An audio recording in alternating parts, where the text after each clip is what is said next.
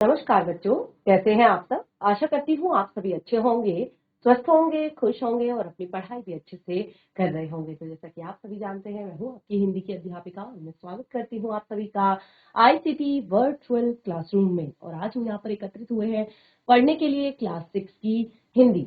Class 6 की हिंदी में हम यहाँ पर पढ़ रहे हैं अपने हिंदी व्याकरण का जो टॉपिक है हमारा वर्ण विचार। और वर्ण विचार की शुरुआत हमने की थी व्याकरण से, तो जिसमें मैंने आपको सबसे पहले बताया था कि व्याकरण एक ऐसा शास्त्र है जो कि भाषा के नियम निर्धारित करता है और उसके शुद्ध रूप के प्रयोग का ज्ञान कराता है।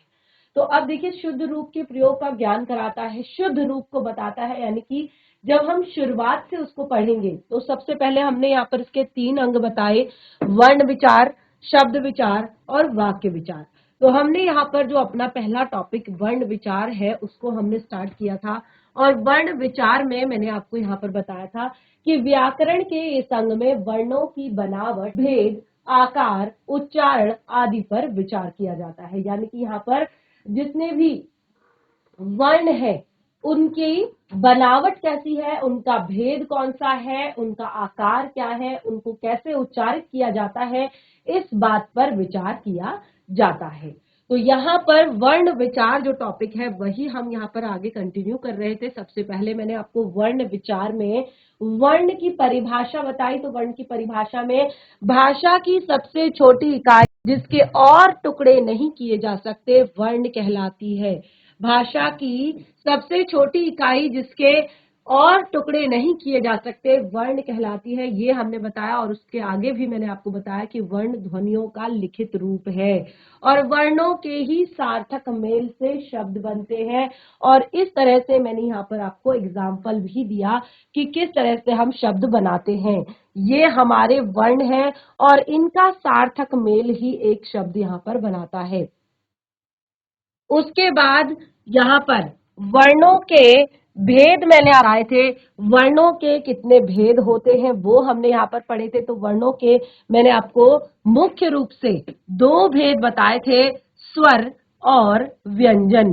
वर्णों के मुख्य रूप से 2 भेद बताए थे, स्वर और व्यंजन। तो स्वर जो है यहाँ पर देखिए, पूरी वर्णमाला के विषय में मैंने आपको डिस्कस किया था कि वर्णों का समूह वर्णमाला कहलाता है। और हिंदी में सबसे पहले हम वर्णमाला ही पढ़ते हैं, वर्णमाला ही सीखते हैं। तो जैसे कि हमने यहाँ पर वर्णमाला पढ़ी थी और वर्णमाला में मैंने आप लोग को यहाँ पर स्वर बताए थे। स्वर क्या होते हैं? तो स्वर जिनके उच्चारण में अन्य ध्वनियों का सहारा नहीं लेना पड़ता है उन्हें स्वर कहते हैं। और पूरा मैंने यहाँ पर आपको एक्सप्लेन किया। और आगे देखिए, ये आपके स्वर मैंने यहाँ पर बताए जो कि 11 होते हैं संख्या में। कितने होते हैं? 11 स्वर होते हैं। अब देखिए, स्वर 11 होते हैं तो स्वरों के भी कुछ भेद होते हैं, यानी कि स्वर के भी टाइप्स होते हैं, प्रकार होते हैं। तो कितने प्रकार होते हैं ये भी लिखवाया है। 2 भेद होते हैं स्वरों के। कौन से? मुख्य रूप से दीर्घ स्वर, ह्रस्व स्वर। कौन कौन से होते हैं? मुख्य रूप से 2, दीर्घ स्वर और ह्रस्व स्वर। तो लास्ट सेशन में यही मैंने आपको क्लियर किया था कि क्या होता है दीर्घ स्वर और क्या होता है आपका ह्रस्व स्वर।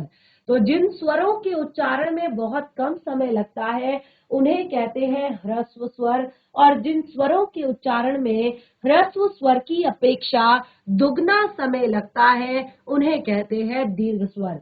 जैसे अ आपका ह्रस्व स्वर है, तो अ के बाद हमने उच्चारण करेंगे आ। इ आपका ह्रस्व स्वर है, लेकिन ई आपका दीर्घ स्वर है। उ आपका ह्रस्व स्वर है और ऊ आपका दीर्घ स्वर है। री आपका ह्रस्व स्वर है, फिर ए, आई, ओ, औ आपके दीर्घ स्वर है। तो ये कुछ यहाँ पर मैंने आपको इस तरह से दीर्घ स्वर और ह्रस्व स्वर आपको नोट डाउन करवाए थे। तो ये 4 आपके ह्रस्व स्वर, बाकी 7 आपके दीर्घ स्वर। और उसके बाद जो आपके यहाँ पर तीसरे टाइप के जो स्वर आते हैं, जो अंग आह की जो मात्रा आती है, वो होते हैं आपके प्लुप्त स्वर।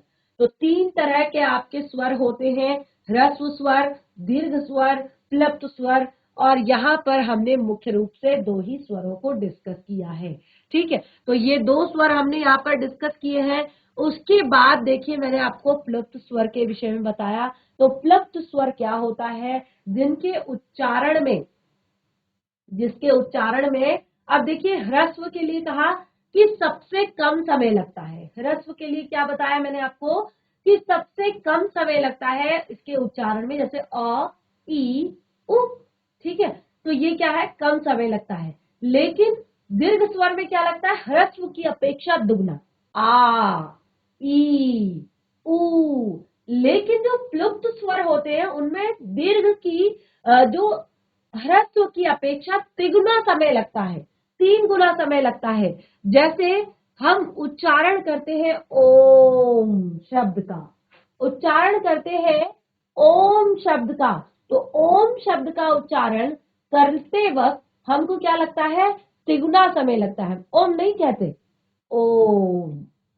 ठीक है, तो जहां पर हमारा जो एक तरह से समय है वो 3 गुना लग रहा है, उसको कहते हैं प्लुप्त स्वर।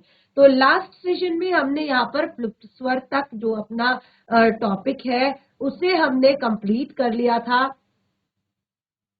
उसके बाद देखिए हमने यहाँ पर आगे बढ़ना है। प्लुप्त स्वर के बाद उसको हम पढ़ेंगे व्यंजन। देखिए हमने यहाँ पर स्वर क्लियर कर लिए हैं, अब हम यहाँ पर पढ़ेंगे व्यंजन। तो देखिए व्यंजन क्या होते हैं? अभी अभी मैंने आपको यहाँ पर बताया कि आपकी जो हिंदी वर्णमाला है उस वर्णमाला में टोटल 44 वर्ण होते हैं। क्या बताया मैंने यहाँ पर आपको? टोटल 44 वर्ण होते हैं, 11 स्वर और 33 व्यंजन। 11 स्वर और 33 व्यंजन। तो देखिए यहाँ पर हमने स्वरों के विषय में पढ़ लिया है, स्वरों के भेद भी हम कर लिए हैं कि इसके कौन कौन से भेद होते हैं और हमने उनके नाम किस हिसाब से रखे हैं। यानी कि जिसके उच्चारण में हमें बहुत कम समय लगा हमने कहा ह्रस्व स्वर, जिसके उच्चारण में हमें ह्रस्व की अपेक्षा दुगना समय लगा उसको हमने कहा दीर्घ स्वर, और जिसके उच्चारण में हमें ह्रस्व की अपेक्षा तिगुना समय लगा उसको हमने कहा प्लुप्त स्वर। ठीक है, तो ये आपकी वर्णमाला है। अब इसमें हमारे स्वर जो है वो तो कंप्लीट हो चुके हैं।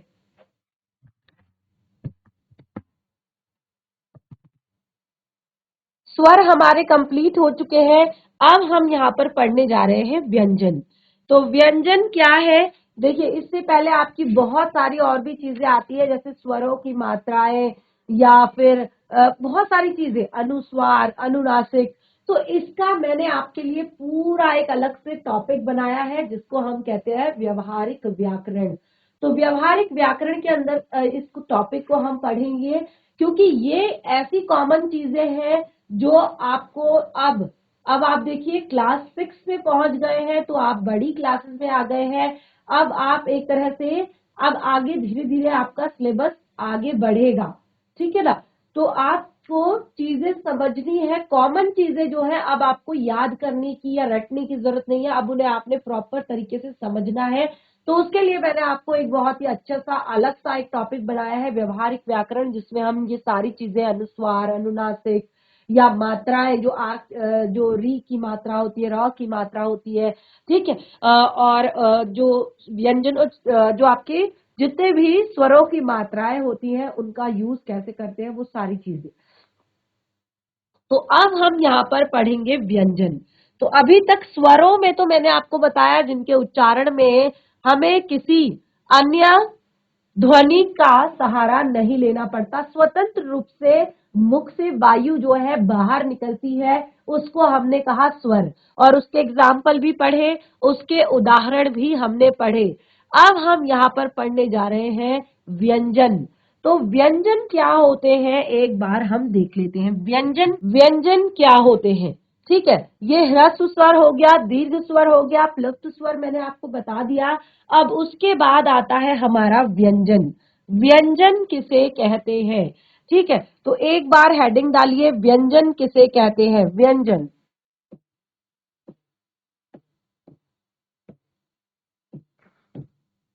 स्वर की परिभाषा भी नोट डाउन करी है, स्वर के कितने भेद होते हैं वो भी लिखा है। अब लिखिए व्यंजन।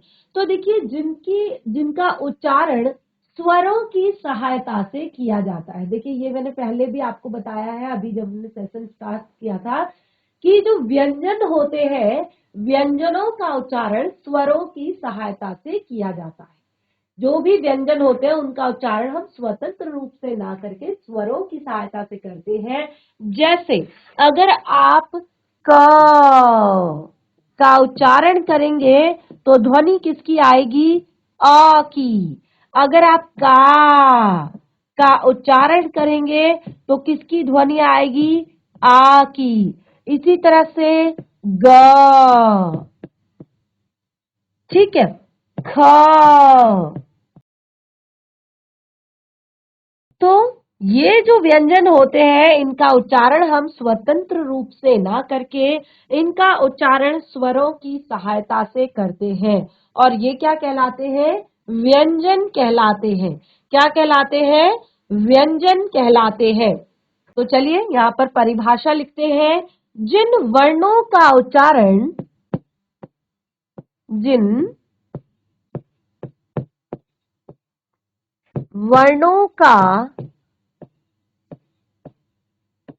उच्चारण स्वरों की सहायता से किया जाता है।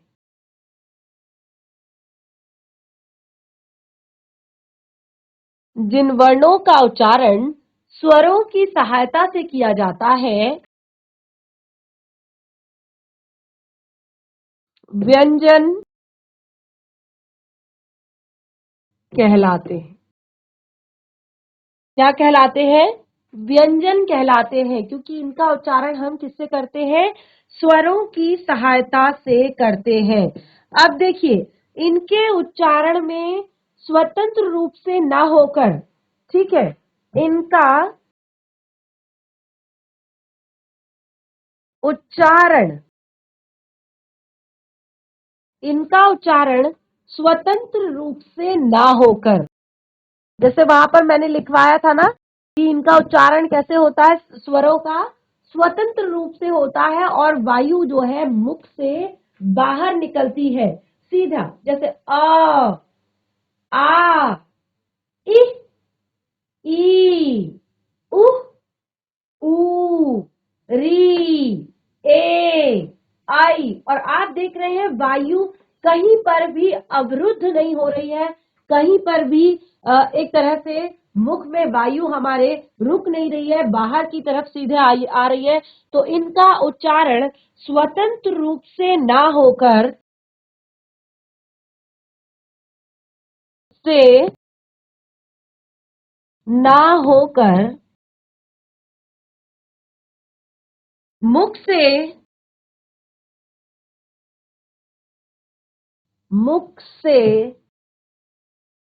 हवा अवरुद्ध होकर यानी कि टकराकर। अब कैसे टकराकर, वो अभी आप देखेंगे उच्चारण करके। अवरुद्ध होकर बाहर निकलती है।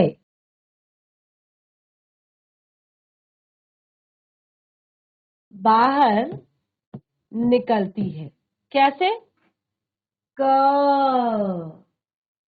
ख, का, कि, कु, कू, ठीक है, या के, कई, को, कौ। तो सबका क्या हो रहा है? उच्चारण अलग अलग तरह से हो रहा है। तो यहाँ पर इनके उच्चारण में क्या होता है? स्वतंत्र रूप से इनका उच्चारण ना होकर मुख से वायु अवरुद्ध होकर बाहर निकलती है। तो ये क्या है? व्यंजन है। ये क्या है? व्यंजन है। अब देखिए ये जो मैंने लाइन लिखी है, ये जो मैंने सेकंड लाइन लिखी है, पहली तो लिखी है कि जिन वर्णों का उच्चारण स्वरों की सहायता से किया जाता है उन्हें व्यंजन कहते हैं। बहुत ही सरल और सिंपल सी लाइन। लेकिन जो दूसरी लाइन मैंने लिखी है कि इनका उच्चारण स्वतंत्र रूप से ना होकर मुख से हवा अवरुद्ध होकर बाहर निकलती है, तो इसी के आधार पर यहाँ व्यंजन के भेद बताए गए हैं। व्यंजन के भेद, क्योंकि जैसे मैंने आपको कहा कि कहीं पर हवा, जैसे हवा क, ठीक है, गले से आ रही है, ख, या आपका क, का, कि, कु, कू, के, कई, को, कौ, कं, कह। तो आप देख रहे हैं स्वर जो है अलग अलग तरीके से आ रहे हैं। तो यहाँ पर हमने क्या कहा, इसी के आधार पर हमने व्यंजनों के भेद बताए हैं कि किस किस तरह से जो हवा है वो अवरुद्ध हो रही है, और उसी के आधार पर व्यंजन के भेद बताए गए हैं। तो मुख्य रूप से यहाँ पर व्यंजन के 3 भेद बताए गए हैं। कितने भेद बताए गए हैं? 3 भेद बताए गए हैं। आप लोग नोट डाउन कर रहे होंगे साथ के साथ। तो 3 भेद बताए गए हैं। कौन कौन से 3 भेद है एक बार नोट कीजिए सबसे पहले, फिर आगे उसको पढ़ेंगे अच्छे से। स्पर्श व्यंजन, स्पर्श व्यंजन। नंबर 2 है अंतस्थ व्यंजन, अंतस्थ व्यंजन। नंबर 3 है ऊष्म व्यंजन,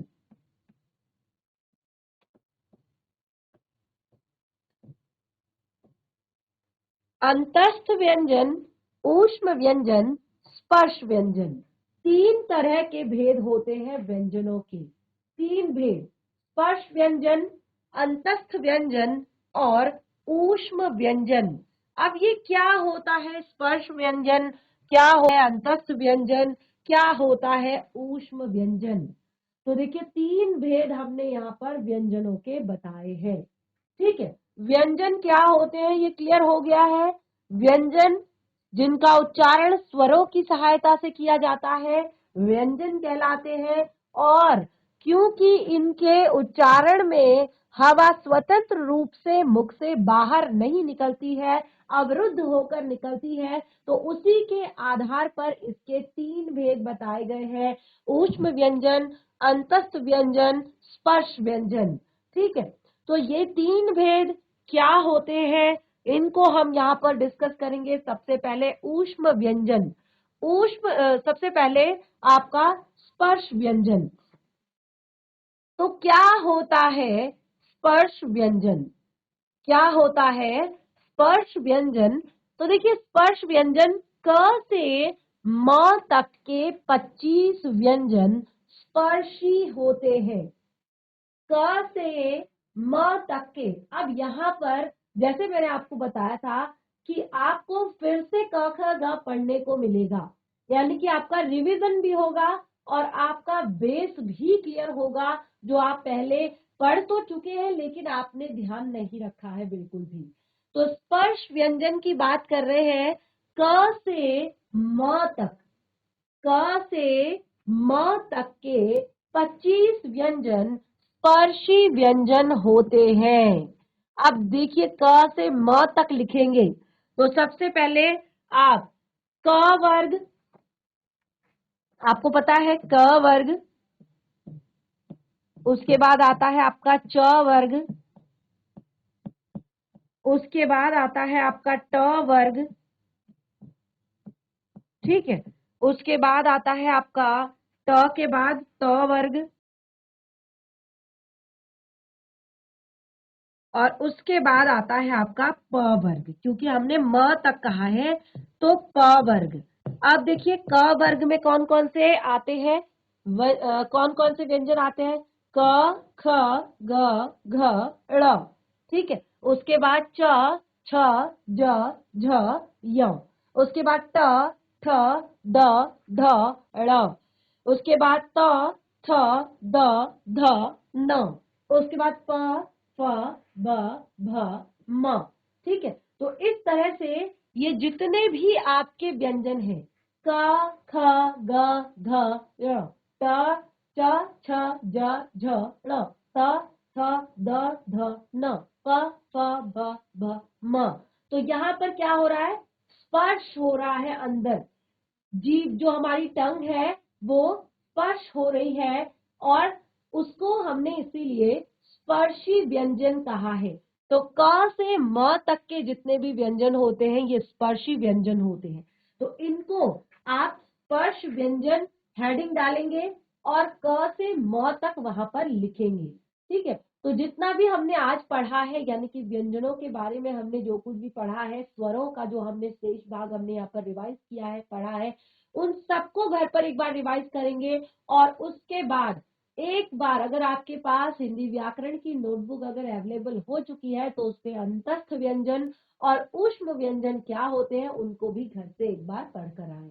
तो इस तरह से जो आज का हमारा सेशन है वो यहीं पे समाप्त होता है। हम मिलेंगे अपने नेक्स्ट सेशन में, तब तक के लिए धन्यवाद। आपका दिन शुभ हो।